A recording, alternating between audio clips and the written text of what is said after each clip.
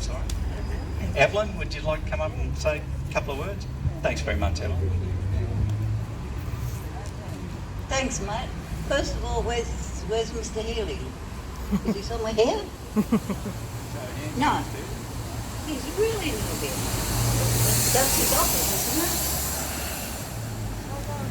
I can't believe it. Maybe someone's going to ask him to come out. I looked after a little boy. I had him for 7 years. He never had contact with his mother for 4 of them. We went broke because we spent every cent on that little boy to get him up and going. He was in special ed schooling. We got him into mainstream schooling at grade 3. And the guy that come from Brisbane couldn't believe that that little boy achieved so much. He achieved that because we gave him love, we gave him discipline. That little boy done 2.5 years in Joey Scouts and just got invested into Cubs, just going for his little badges. He done 12 months at the Matsumoto Karate Academy at our cost. My husband and I were only pensioners, but we struggled along. He was ready to go for gradings. He played hockey. He also collected aluminium cans every Saturday when they were 90 cents a kilo. He was out there collecting them for his holidays. He achieved so much. And when he was 7, Child Safety decided to come and take him on a supervised visit with his mother in Innisfail. He come back very, very distressed, walked straight inside and sat in his bedroom. After they left, I went and spoke to him, and he told me some terrible things that happened while he was there. And the supervisor was over across the road playing the pokies, so he wasn't supervised at all. Because of that, I bucked the system. I said, he's not going no more. She can come here, where I supervise him. They come back the next day, grab that little boy and run. Never let him say goodbye to us, nothing. They just grabbed him and took off. That broke my heart. I got on to the family minister.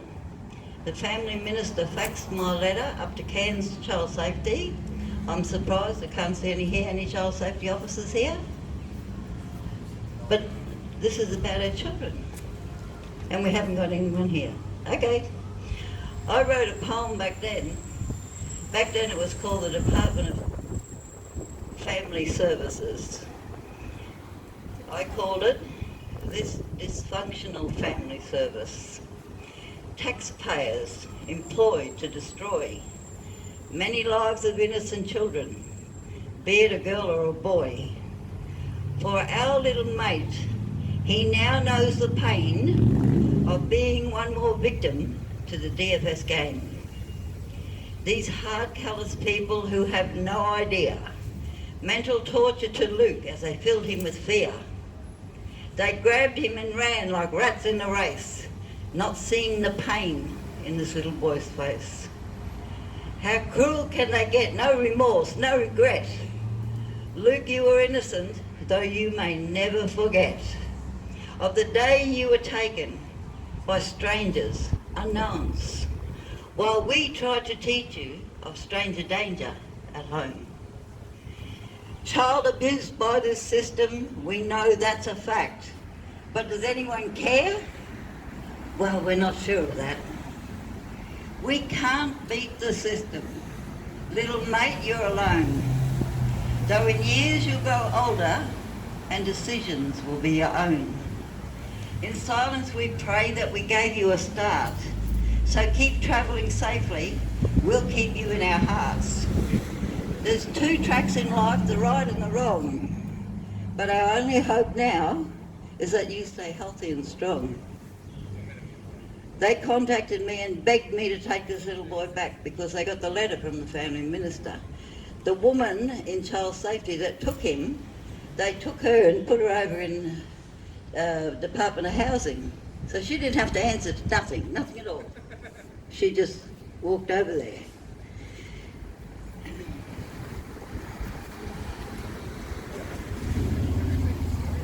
It's pretty heartbreaking to us, my husband and I, to think that this little boy was going so well. And they begged me to take him back. And I said, you take him off your books. He's a number in your system. He will next be a number in the prison system. They refused to do it. And I said, well, I'll only take him back on those terms. So there was quite a bit of an argument. I was down here in City Place, and massive arguments. In the end, they sent an independent psychologist up from Brisbane to talk to both of us. He said the child had to be with us. So they tried another trick. They tried to get me to come to court and just hand him over there. I said, no, you put it in paper that you're going to stay away from him unless someone rings up and reports that he's not getting treated well. They never done it. Their solicitor rang me at 8:30 the night before, and I spent 2.5 hours on the phone with her, and she said to me, if you don't take him back, you won't be allowed to come to the court. I said, I won't degrade myself walking into a courtroom with you, mob. But I did turn up. I wrote a letter to the judge. I got my neighbour to write a letter to the judge. And when I turned up there was child safety, there was solicitors, the mother, the works. I walked in and they said, oh, we're so glad you come to take the little boy. I said, no, I've come to listen to the lies that you people tell. And they stood there and they said, you won't be allowed to come in the court if you don't take him. I said, well, where's the bailiff? I want to give the judge a couple of letters. I only went to grade 7 in school, uneducated, but I got common sense. And that little boy was my priority. And I stand here today and say I will go to jail protecting any little child. And he was only a child. So then, when I said that, they said, no, you don't have to go to that extreme. We'll let you come in, but you won't be allowed to talk. I saw my golden opportunity. I said, that's fine, I don't want to talk. Went in, and of course, all these people sitting in there. When the judge come in, they introduced everybody, and I was the last person on the line. And as soon as I said my name, I jumped up and I said, will you read these 2 letters, mate, now or not? He said, bring them up, Mrs. Hayward. I took them up and I stood there and on my tiptoes looked over to make sure he was reading them. He read them twice, both letters. He put his glasses on his nose.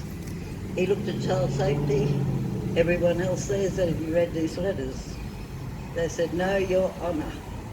He said, I want you to read them and I want something done in 10 days. 10 days later, they gave me custody. I thought, well, that's okay. He's off their books. Then I found out when he was nearly 9, custody gave me nothing. You got to get residency. So they still caught me. 2 weeks before his 9th birthday, I had a visit from Child Safety at Innisfail.